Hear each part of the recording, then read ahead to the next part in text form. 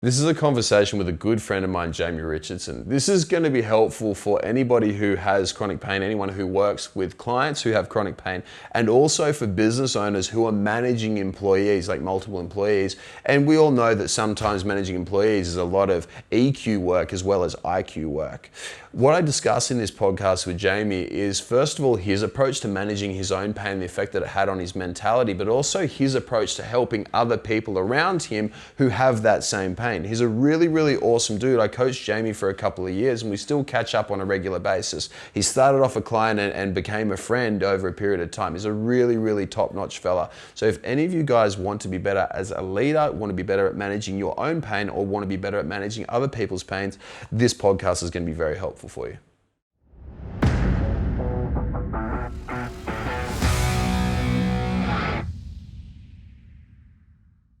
So, mate, how did you bounce back from two shoulder and knee recos?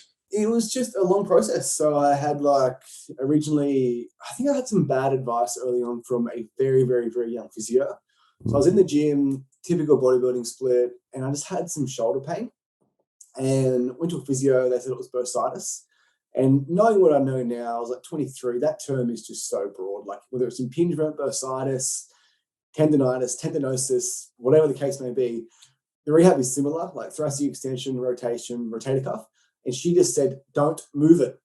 Like it was complete rest. And I ended up getting like frozen shoulder symptoms. And I think it just really like messed with my overall shoulder mechanics. And I just couldn't come back from it. And What did frozen shoulder feel like for you? oh man, it was just like constantly stiff. And we have members that go through it all the time. And like the symptoms are exactly what I had, where like you wake up in the middle of the night and it's just really, really, really sore. Like pretty much if you don't constantly move it, it just gets really stiff and really tight. I'm guessing that's just your nervous system saying, hey, like there's danger, keep it still. Like you just need to push into that and move it. And physio I saw, she was lovely, but it was her first day at a physio. Like she knew nothing. And it was just, that's my biggest like passion with our members is like, there's a guy in Newcastle, he was the shoulder physio for the Olympic team. If he's good enough for the Olympians, he's good enough for our members. So I guess just same as a coach, just find the right person. It's so hard though, man, because you think like the natural thing is like when someone's qualified and has a uni degree and has spent 4 years, you'd assume that they're somewhat decent. But Yeah. even guys like because I love referring. Like I'm probably like the best person to know because I refer everyone to everyone. But the Yeah. one thing that we consistently struggle with is to find good chiros, good physios, good osteos, because Yeah. we've got our few that we know that we trust, and I send them everybody. Yeah. But then there's the vast majority are really crap. Like, Yeah. how do you get your guys around that to actually get someone who's good? Well, I think my biggest problem is like the general public, they think someone with a degree is an expert. And they must understand that that person did that degree even though at 18 to 22, they're now 45, they have no passion left for physio, and they're just turning up for their day job. No different is how someone would turn up at Coles, right? Mm. They're just literally punching the clock. And it's such a disrespect to that person coming to them in their moment of need because they're not getting the help that they want, right? And quite often they're given bad advice. And more important than that, and I guess it's getting more and more common in our industry, is just, I guess, studies around pain sites. And you can go to a physio and you can go, oh, my back's sore. And they can say, listen, like, it's going to be okay. And just by that expert, the authority saying that, that person will feel better when they leave. Or the physio can say, oh my God, like, what have you done? And just that the language is so important when you're dealing with people with chronic pain. And Can I you delve a find little bit deeper into that? in regards to like pain science, Yeah, totally. it's one of my biggest things, mate. Like I've had some chronic pain through my shoulders and my knees from old AFL injuries. And quite often what you need is just someone to tell you it's going to be okay. Because when you're in chronic pain and you're stuck in that cycle, you have really, really bad days. And when I was at my worst and my shoulders were really like bad, I couldn't hang clothes on the line. Like I couldn't put my arm overhead without it like catching and I get having that pinching sensation. And whenever I had that sensation, the next 2 or 3 days I'd be in pain. So you just start avoiding things like putting your arms over your head. A big one for our members is like they can't do up their bra strap. So they just can't get into that internal rotation. And you think about like the person wakes up, they're stressed out, they've had a night's sleep, and they can't put on their bra without being in pain, like how like demoralizing that is. Then they go see a physio who doesn't give a shit, and they're saying, oh my God, what have you done? And you just think about how that person leaves that appointment, or like, yeah, just how they'd feel in general. And that's why it's so important that you just see the right person, because if you get the right diagnosis from day one, a physio who perhaps does some type of physical activity, they're going to get you on a good path straight away. Yeah, go for someone who actually looks like they walk the walk and talk. One thing that shit a life out of me, like someone who was very close to me, like they had a really bad back, like really, really bad back. They were treated by people who didn't lift, like physios who didn't lift and didn't train. And this person was really like super active beforehand, and they told this person to stop. Right. And then from that, the back got worse and worse and worse to the point where they couldn't train for literally years and years on end, because these practitioners' personal bias was against training. It's crazy. So how did you figure out that your physio was shit back in the day? At the time, I didn't know. And I was probably 22 at the time. And I own a couple of gyms in Newcastle. And I guess there's nothing better than experience. That's why that physio who was at university, it's not her fault. Like, it's her first day out. But then, like, after seeing so many clients come through on a weekly basis, like hundreds and hundreds and hundreds, I'd see similar problems with similar people. And my advice to them was always keep moving. And there was just simple little exercises that we could do, I guess, in the interim to make them feel instantly better. And then I'll back up. The best example of back pain, for example, I hear it all the time where we have a client with back pain and they have good days and bad days. So then the question is, like, what are those good days and bad days? And it could be that they've had a shit night's sleep. It could be they've had a fight with their partner. It could be that the day at work was shit. And then their back's sore, and then it's woe is me, my world's ending, my back is never going to get better. As opposed to if that person is experiencing just some back tightness and it's a sensation, they come to the gym in the morning, they meet me, they meet our members, they drink more water, they jump on the bike, they jump on a roll, they start moving, they leave and instantly feel better. Yeah. And just that thing in the morning can be the thing that makes them have a good day. All of a sudden, that person strings together good day after good day. It's been 3 weeks. I ask them how's their back? Like, oh, forgot about it. It's super interesting how mental state is really tied to physical state as well. Like, of the people that I've known for a long time who have had chronic pain, every single time, there's not one who I've known who's had a chronic pain or chronic injury who hasn't been depressed at the same time, hasn't been depressed, anxious, hasn't enjoyed their life, is living like out of congruence with a lot of things. It's really, really crazy. So how do you get somebody out of that funk and out of that cycle?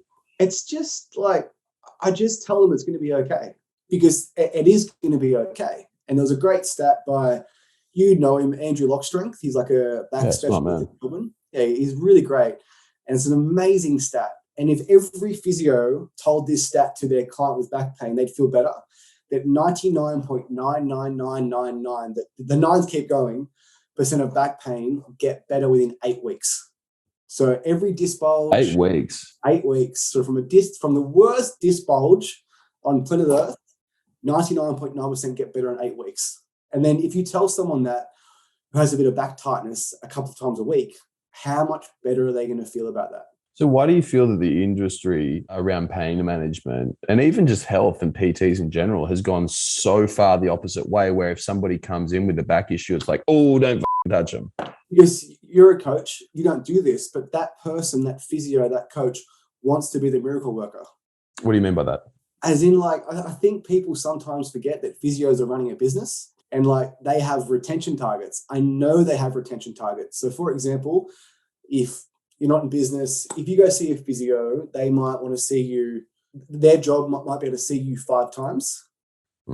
So session 1, they're not going to tell you exactly what you need to hear. They're going to say, hey, just rest it. Week 2, time for some clams. Week 3, time for some hip thrusts. And then week 4 to week 8, when 99.9% of back pain gets better, they're feeling better, and they attribute it to the clams or that physio. And it's just almost like time almost heals everything. And I would never, ever accuse someone of I guess, not being injured or not being sore or their injury being real, but a lot of it really is down to their mental state. Mm. And I think it's just so important. Like, why do people have good days and bad days with pain? And do the physios ask that person, hey, like you've been in pain for 2 days, let's recount your last 48 hours. I'm a And then, massive advocate for saying that the vast majority of pain, of injuries, of just general physical illness starts up here in your noggin most of the time. I don't think I've ever met someone who is like totally like you meet meet surfers, right? And those dudes are like super chilled out. You know, like the beach bum surfers, yeah, they're living off the dole, smoking cones, banging chicks, and then surfing every day. They're not injured. They no, don't have pain. Like there's nothing which is going on, even that's though my brother.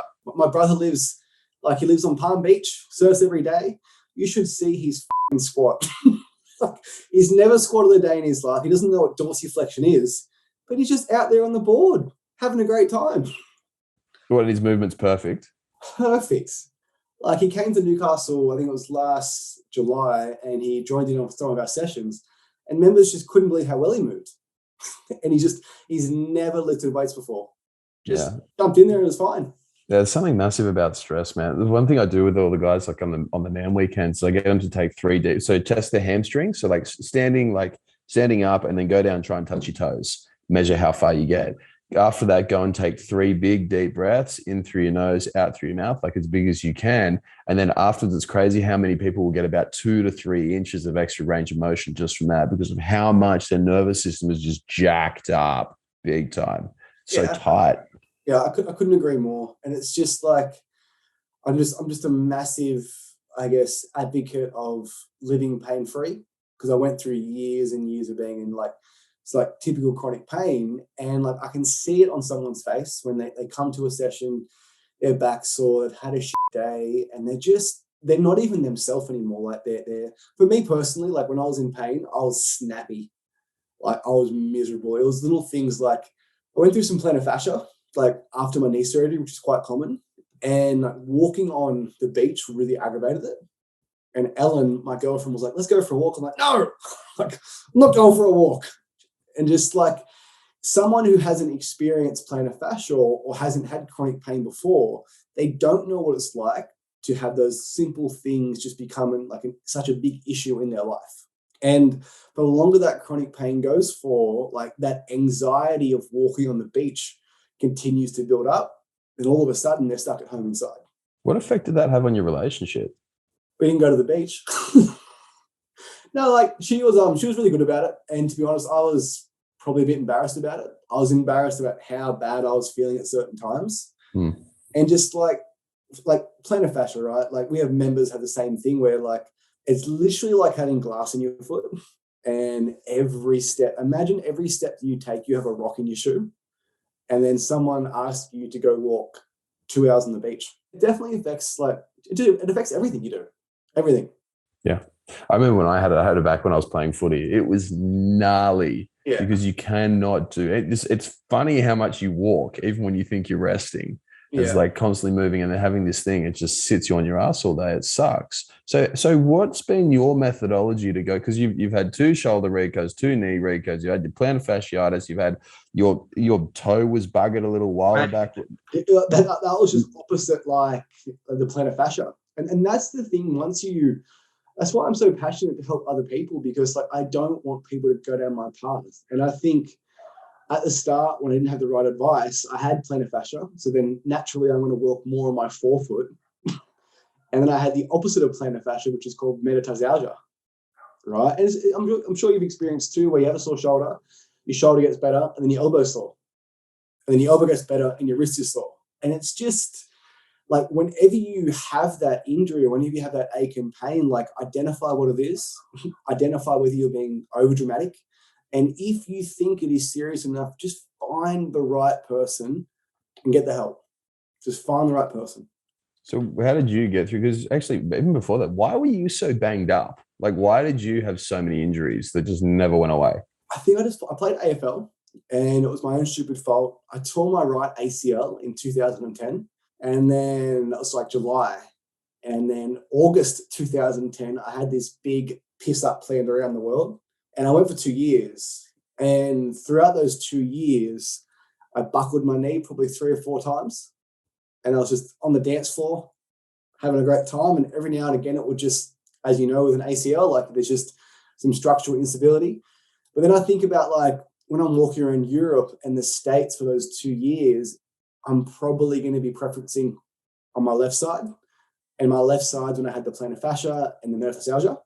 And I think it just, being young, being dumb, I just didn't get on top of the initial injury right away. And that just has led to so many downstream effects. I'm good now, but still, even to this day, I get little aches and pains here and there. Mm.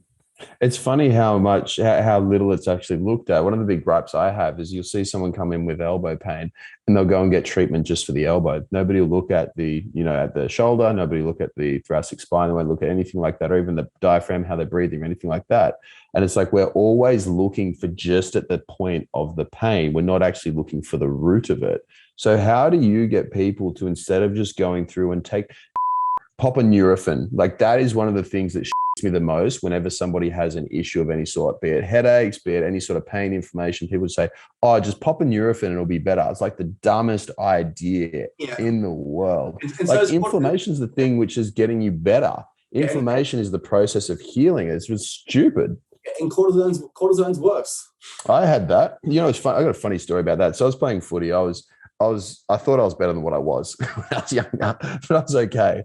And I remember playing footy and I ended up getting bursitis recurring in my left knee. And so I just couldn't walk. It absolutely sucked. And you know what it's like when you're 17, full of hormones, you just want to go belt shit out of other blokes. It's like, I was just like really infuriated. So I went to a sports physician in Sydney. This guy was meant to be good, terrible. He me up, he's my brother up too. But I went out and saw this bloke and he goes and he puts cortisone in my knee and said, sweet, in 2 weeks, you'll be good to go and play again. Came back 2 weeks later after that, hyperextended my right knee, tore my meniscus. I was out for the rest of the season. Bye-bye footy career. It was like the dumbest thing, but it's so common over and over and over again that you see people are getting this shitty advice from shitty doctors who frankly have no idea what they've talked about. I don't care how many letters they have before their name. They just don't know what they're doing. So how do you get around that? How do you actually decipher whether someone's actually good or not? Well, I think that's part of having a coach, right? Like, let's just say someone who starts work with you, you have a really trusted network that people can go to, right? Like our members that come to us, I have the best podiatrist in Newcastle. His name's Justin Smith. I send everyone to him.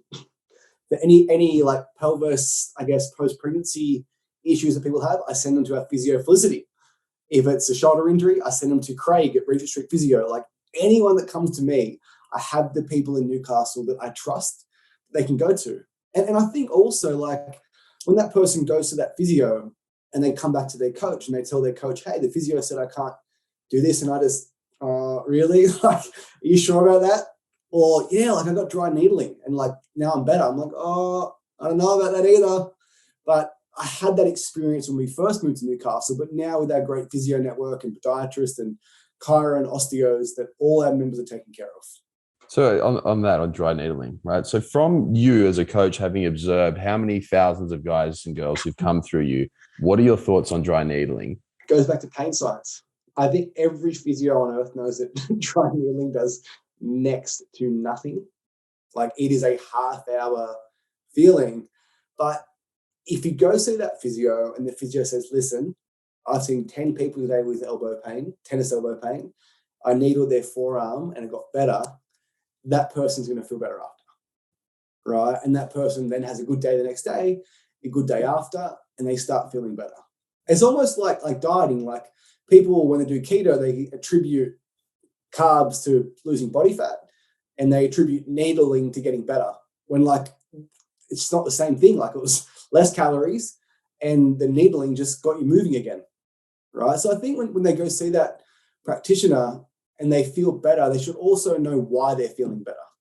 Does that make sense? Don't mess that up. Yeah, no, it does make sense. Perfect sense. It's more about the actual their belief in that something is going to work. Like fucking like rock tape. You see all these athletes who are taped up with their shoulder. I'm like, bro, we know this is even we know rock tape doesn't work. Even James Harden, NBA, Brooklyn Nets. I'm pretty sure his physio is world class, and he gets rock taped. Yeah. Yeah, yeah. I don't think I've heard anyone produce any actual evidence. I could be wrong. I mean, this isn't my area, obviously, but any evidence to suggest the rock The tape only thing works. I've ever seen is it helps with sciatica, legitimately, because Cool. it slightly lifts the skin, which gives that nerve more room to travel through. So because the tape contracts, it can slightly lift the skin. But once again, like it's just like rock tape is probably the best, I guess, explanation of like pain science because it just changes the symptom, right? If you have a sore elbow and it's tape and you're just feeling like tightness in your forearm and you rock tape it, you just feel the stickiness of the tape.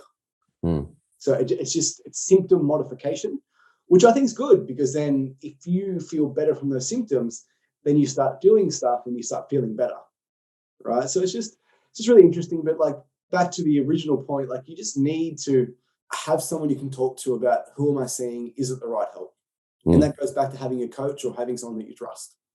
So then, okay, so we've got pain, like someone has actually got pain and they come into you. It's like, what are your first steps? Like, how do you refer them to the right person? Because there's a whole heap of other things in there too around personality, the practitioner who you're going to be working with, the expertise, all that sort of stuff. How do you work that out?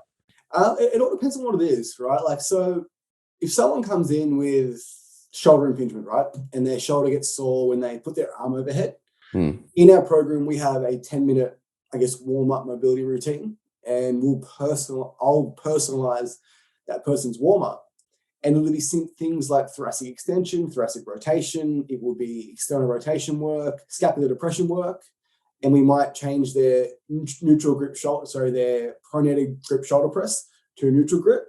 So I'll try and, I guess, put them through a session, work around the pain, and then check up on the next day. Hey, like pain 10 to 1, 10 being excruciating, 1 being nothing. Where are you?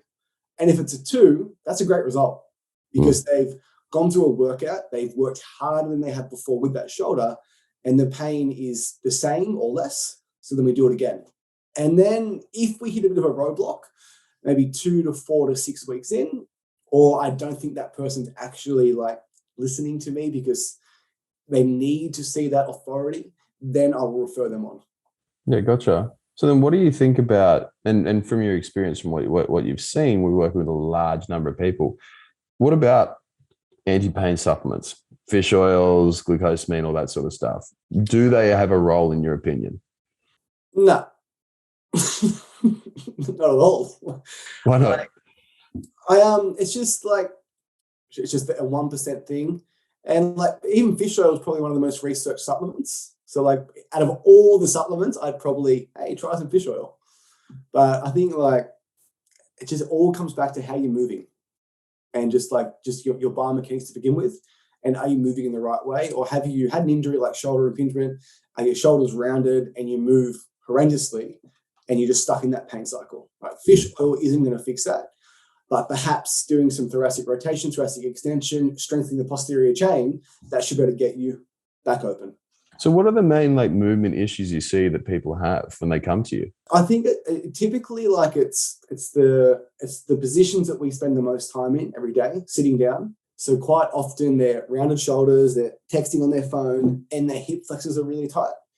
And then if you have that rounded motion and your hip flexors are tight, you see it all the time where their head's forward, their chest is up, their butt's back, and they're just like they're not aligned anymore.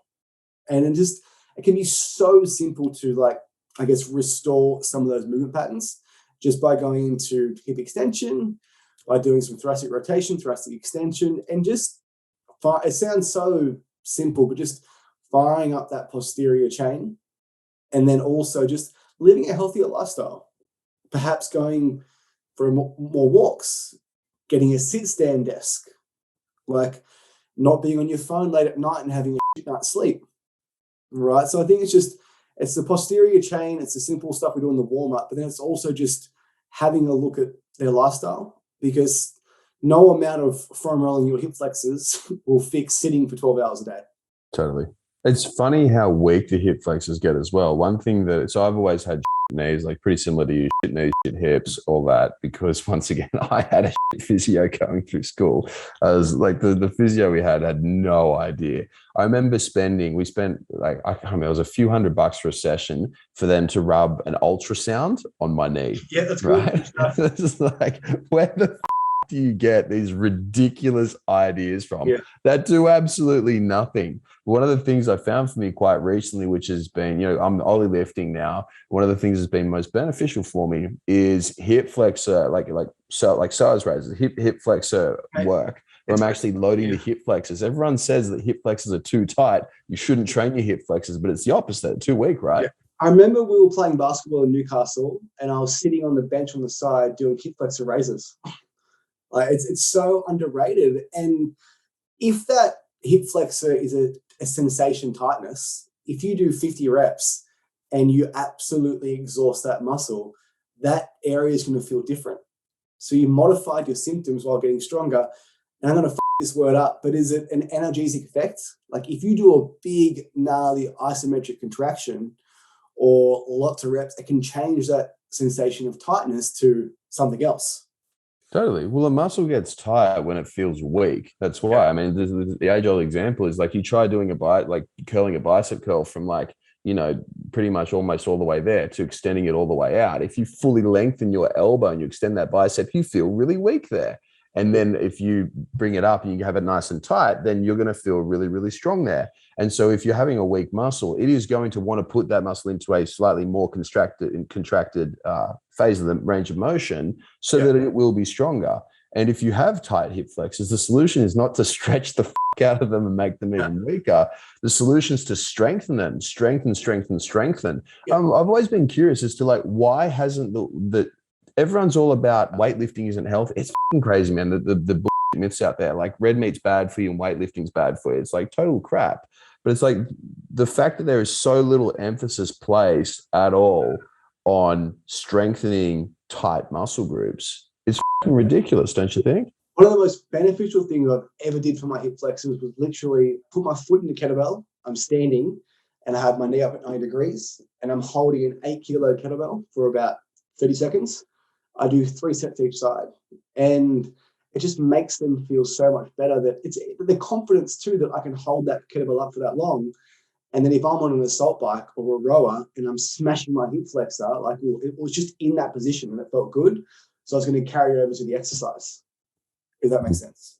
Yeah, totally, man. Totally. Yeah, like the majority of muscles, like if it is sore, if it is weak, then it is strength training, but then just like the right dose at the right time. Yeah, totally. Like anything. Well, so what made you want to reach out and work with us, man? You actually were friends with my friend from high school, Abdul. That's right, Abdul. Right. Yeah, and I saw some of your videos in regards to nutrition, and I was at the time I was struggling. I felt as though like I was really disciplined in all aspects of my life, from my business to even my training to my knowledge around all things health and fitness. But I just always struggle with my nutrition. And I liked your message in regards to just let's get as healthy as possible before we start getting into a calorie deficit. And for me, that is just so crucial, because if you want to lose body fat, calorie deficit, everyone knows it.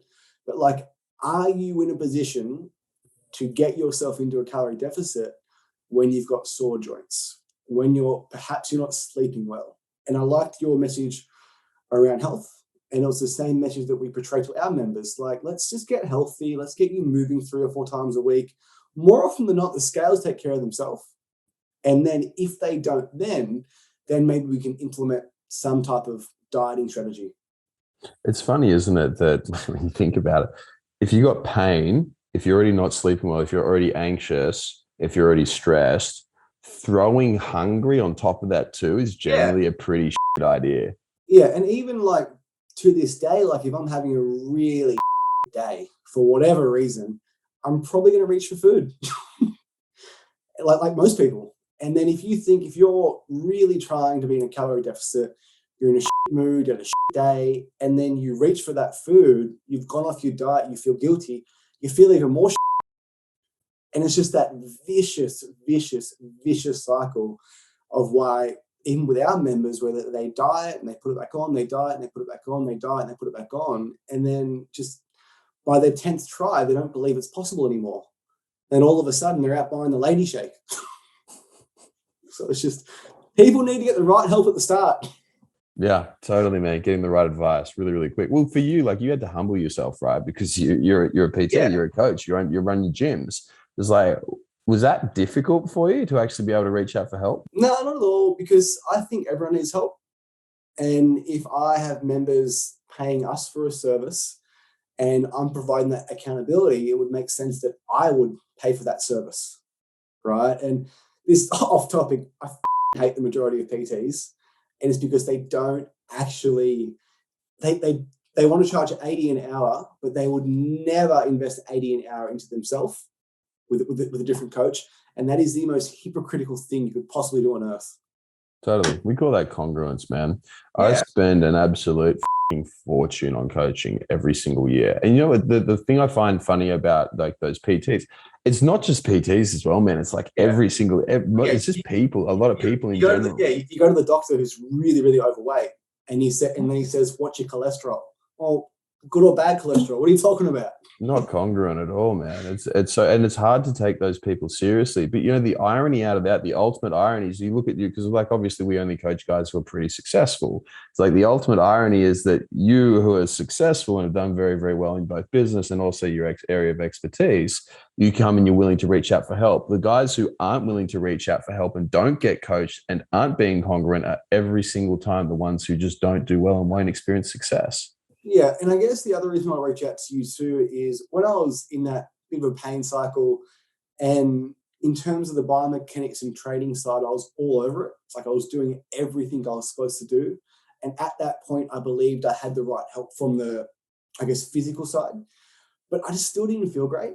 And gluten and dairy, like I know you talk about it at nausea, and I also now talk about it at nausea. What effect did cutting gluten and dairy, or minimizing, because you didn't totally cut it, like what effect did minimizing have on you?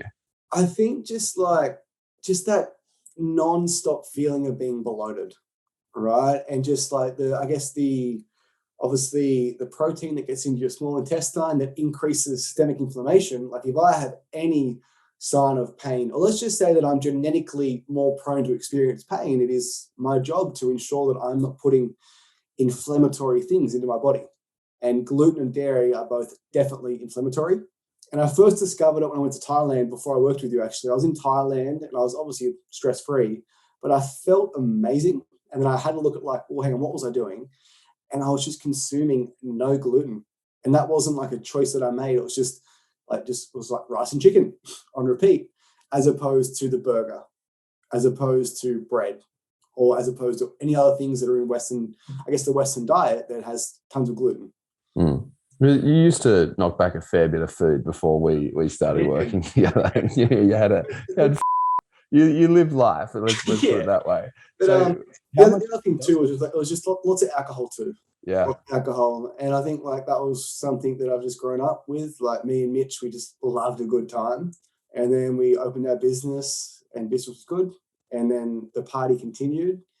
And then probably around 2017, we cut that out. And then I felt better already because I was sleeping better, less alcohol. But then that food kind of, I guess, replaced that. As opposed to going out for a drink and a bit of a boogie, we go out for dinner. Mm.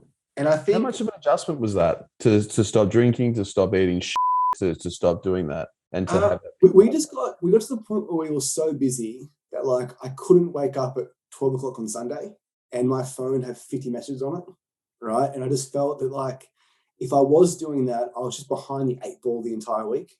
And it's just the stupid things like I didn't wash my clothes, right? So I didn't hang on the line. So I think just having that discipline to stay at home just really helped me. But then obviously that was replaced by food. And I think what people, I guess, don't understand about food is like you can still have a great meal. You can eat a ton of food, but just choose foods that agree with you. What do you mean by foods that agree with you? I tell my members all the time, like, should I eat this, should I eat that? And I say, like, if you can exercise 1 hour after you eat that food, then you can probably eat it. But if you can't, don't eat it. How does that work for them? I think that's a really good rule. Like, so let's just say 1,000 calories of the best tasting food, chicken, rice, whatever type of sauce. If they can exercise an hour later, then I think that food has digested well. That person's feeling good. They've got lots of energy. They can then train, as opposed to that person has equal amount of calories from KFC and they feel like and they're burping and they're bloated and they can't train. Then obviously let's go the other route. Totally. Makes sense. Yeah. And just the whole calories in, calories out thing. What do you think about that?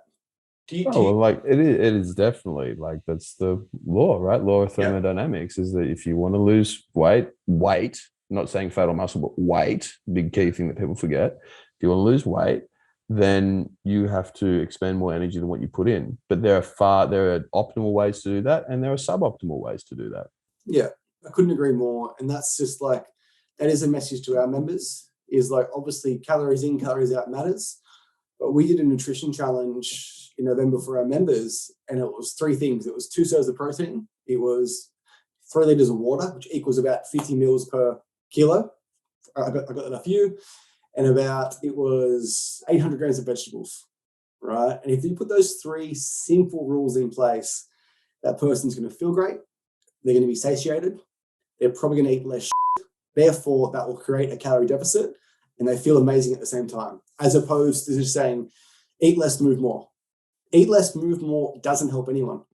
Totally. Because everyone already knows that. Yeah. I don't think the thing with that a lot of guys struggle with when it comes to a lot of us in general struggle with when it comes down to losing weight, getting shredded, is it's not that everyone knows that. I don't think there's an obese person in the world who doesn't know they should probably eat a little bit less. And they should probably go on a couple more walks. It's not like, where did all this weight come from? You know where it came from.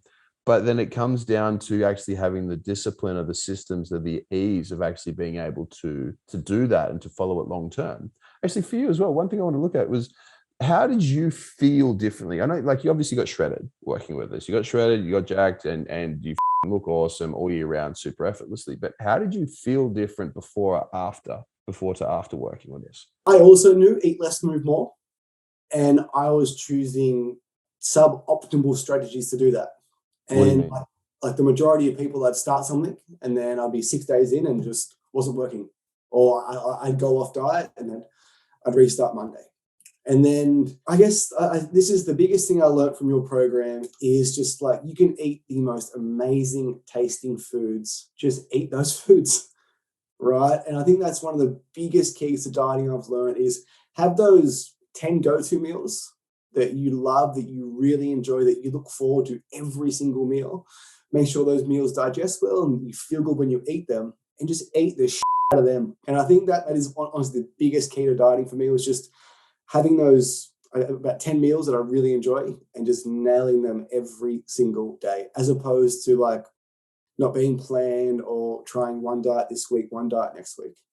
Consistency. So, okay. So how much did it at all have an effect? Like the way that you're eating with us, did that actually influence your pain at all? I just think like correlation, causation, like I was less bloated, I felt better. So I was having good days with pain, if that makes sense. So I believe it did. It's funny. It's not direct, but it's an indirect effect that it has when you feel less bloated. I know with me, like if I ever eat something, I'm like, oof, that didn't sit right with me. It's like the next day I'm always jammed up through my back. I'm always tight. My joints get puffy, like really, really quick. And as soon as you fix that, and as soon as you're like bang on with it, straight away, everything gets much, much easier. Yeah. And since I worked with you, like I just have a much greater, like I understood the principles of nutrition, obviously, like it's what I do for work. It was just a way to apply those principles and not have like a dogmatic view of just eat less, move more. There's just far better ways to go about it. And the other thing too is just accountability, right? Like, I think people for the most part are really selfless, and I think people would rather let themselves down than let you down. And every Tuesday when we spoke, I wanted to give you good news. So like, if having a coach in general does anything for you, whether it's our members to me or me to you or you to your coach, just accountability. And the most underestimated part of coaching, right? Yeah. And like, and people just, so I think some people are too proud to admit that they just need someone to hold their hand. But it works. It just simply works. So what's your decision-making process for when you hire someone? What makes you hire someone like me as opposed to going and hiring any other Joe Schmo off the street? It was just, I think, like most people, as opposed to just seeing that quick Instagram ad or Facebook ad and clicking enroll now or purchase the cheapest product out there. Like when I saw you, it took me about probably 4 months to reach out. I heard you speak with Abdul, and I went back through your Facebook lives and listened to some. I was literally looking for stuff based around like digestion and being bloated and being pain free. Listened to a bunch of your stuff, and by the time I got on the phone with you, it was undeniable that you knew what you were talking about. Mm. Right. And like, I think most people just, when they start working with a coach, they just need to spend that little bit of time just researching the right person. And the other thing too is like, how long has your coach been doing it? Like if you go onto your page, you've been doing this for 5, 6, 7+ years, which means that what you're doing is working and you've gotten great results, as opposed to the pop-up 14-day bikini challenge that you see on Instagram. What do you think of them? They're awful. Right. They don't work. Yeah. And the other thing too is like you just pay for what you get. Members of Newcastle, like my gyms are the best in Newcastle. Are we the cheapest? Absolutely not. But we are the best. And I'll put my gyms up with anyone. And like even in lockdown, we're doing 140 hours of one-on-one PT. We're doing 15 hours of Zoom. We're doing home workouts, equipment, non-equipment. Members are picking up equipment from our gym. Like we're going above and beyond because the members pay for a service and we deliver it.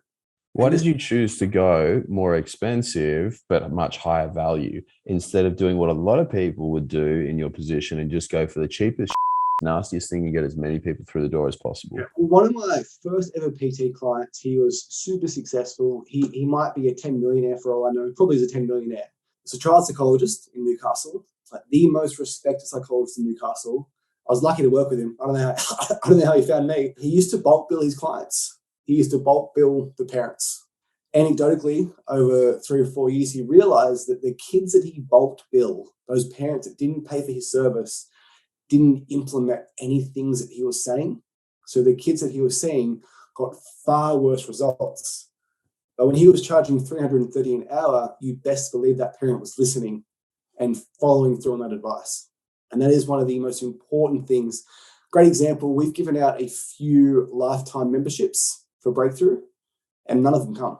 Right? Like if you don't pay for something, you don't value it, and you don't get results. And I believe that to my core.